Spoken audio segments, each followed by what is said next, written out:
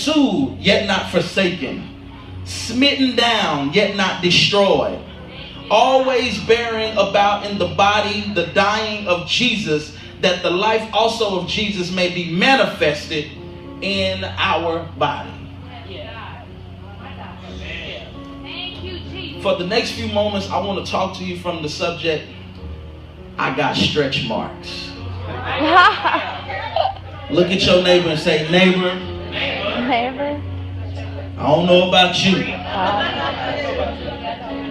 but can I share a little secret with you? Ain't now one of us perfect. As a matter of fact, I got stretch marks. Come on, somebody. Give it up to God right there. Amen.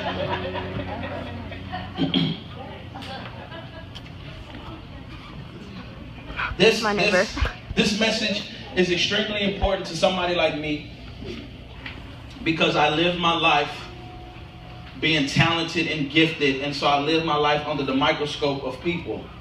I live my life under the microscope of so-called friends, so-called family members, and so-called church members. Anytime that you have something about you that is of influence, that is of greatness, that is of substance, it's extremely hard for people not to look at you differently than they look at everybody else.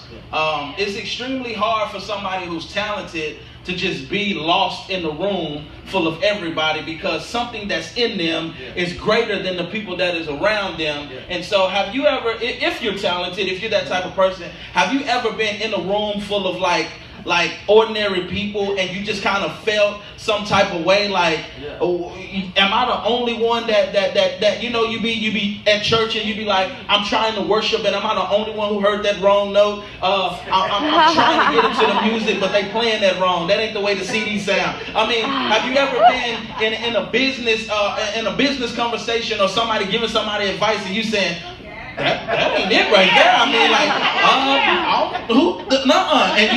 and you try to restrain yourself from talking and the saying stuff, because automatically you become the know-it-all, the goody two-shoes. Oh, you just got it all together, I guess, and all that kind of stuff. And for some odd reason, people have equated that with people of influence from day one. It's just like, for you are not your own, you've been bought with a price, and it's like you're peculiar people or chosen generation. You've been set apart, you've been set out. And it's funny that people of God don't understand that they're outstanding, and that's why you stand out. Come on. Wow. That we don't understand that the God of the universe took his... See, there's some people in this world, men and women. I'm extremely middle line type of guy. You know, I recognize beauty. Beauty is in the eye of the beholder. Yeah. So if you're a woman and you're beautiful, I recognize it. If you're a man and you're gorgeous, I recognize it. There's some dudes that I walk through the mall and I'll be like, Lord, why you didn't give me that? That right there, Lord, that's all it would have took right there, God. Everything in my life would have just been just right if I looked like he did. And look at the way he built it. The way he hang that suit. Like, I know guys who wear suits and I just be like, and when I put one on, it's like bubbling right here or something. And anytime I lift my hands, it's like, it's just restricting. You know what I'm saying? Ladies, you ever seen a dress and then asked her where she got it from, and then you went and got that dress, but it don't look like the way that she looked. The way she wore it just had something on it. And I've always been that type of guy that recognizes beauty. I recognize things in people. I recognize, and here's the thing, more people recognize outstanding qualities in other people than they let on. So, what are you saying? More people know who you are before you even open your mouth. Yeah. Because naturally, we are observant people. Now, it's within the last couple of years, it's become the thing to do. People say, what are you doing? I'm just at the mall. Doing what? Say it again. People watching. I'm in the airport. People watching. All I'm doing is watching people. And before we know it, because we're watching people, we become a tad bit judgmental. It's we see their glory, but we don't know their story. We see that they're tests, but we don't know their testimony. We see they struggle, but we don't know. And so we begin to just talk, and it's fun and funny. And before you know it, we're tweeting about people, and we're Facebooking about people, or we're texting other people about somebody else. And we don't know that we have just slipped right into being judgmental. We don't know that we have just slipped in the gossip. We don't know that we have just slipped into killing people with our tongue. Newsflash, just because they didn't hear you say it did not mean you didn't sow the seed. Wow. Tight, but it's right.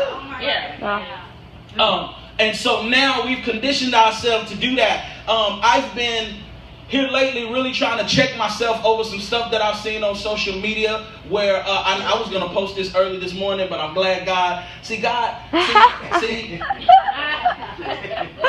whenever there's sin present, he always gives you a way of escape. And I preached a message at Rooftop called, what was it called? It was about the moment before. It was like the breathe. It was something like that. But you ever, like, before you say anything, before you go off on somebody, before you post something, before you do it, you always be like, he gives you a minute.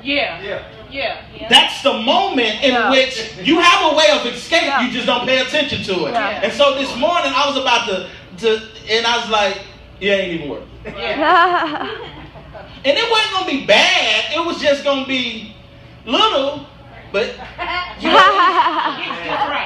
know, it was going to be, I can confess my sin, my fault. I was going to say, I am so tired of grown men shooting subliminal shots to people on Facebook.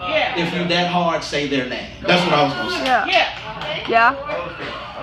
But that's me. That's how I was grew up. If I got a problem with you, number one, I'm going to come to you. But if I can't get a hold of you and I just want to be messy on Facebook, I'm fit to say your name. I'm grown. I ain't scared of nobody. And I'm just going to boop. And I hate when people be like, as if nobody else already knows what's going on. So even if you didn't mean them, the fact that you sowed the seed, now the seed is in a couple people because they all saying, he must be talking about me. She must be talking about, and now everybody is like, what's going on? I'm setting y'all up. You know how social media is. You know how I'm talking about the microscope, the I see you. Look at that. Girl. Dude, I'm telling you. It could be your family members. She think. You see how she be acting? It's that microscope that people always wanna sit you under. And it's because the bigger microscope is looking back at them. People who talk about people. Come on. People who talk about people are really reflective people. You know what that means?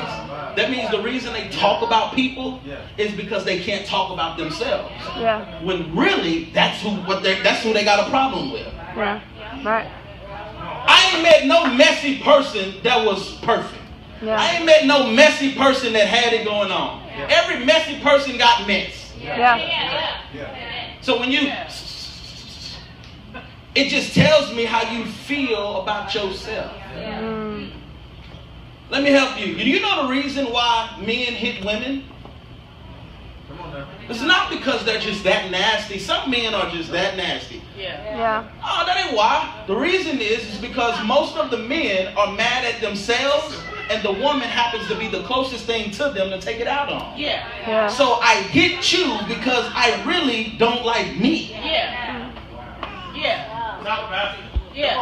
So I cuss you out because I really don't like me like that. Because notice, I wouldn't say that to my mama. Notice, even women beaters got daughters. And it's because you're the closest thing that's in my personal space. You've now become a part of me. And since you are a part of me, you have to deal with what I deal with. Yeah. That's why, ladies, you got to be careful who you come into connection with, because when they become a part of you, then you now have to deal with what I'm dealing with and everything that I have not dealt with. So I know that when you saw me, I looked like this, but when you got close to me, you saw this and that and that and that, and because you didn't take the time to preface me first, now when you date me, you date all 5 of me. Yeah. Wow.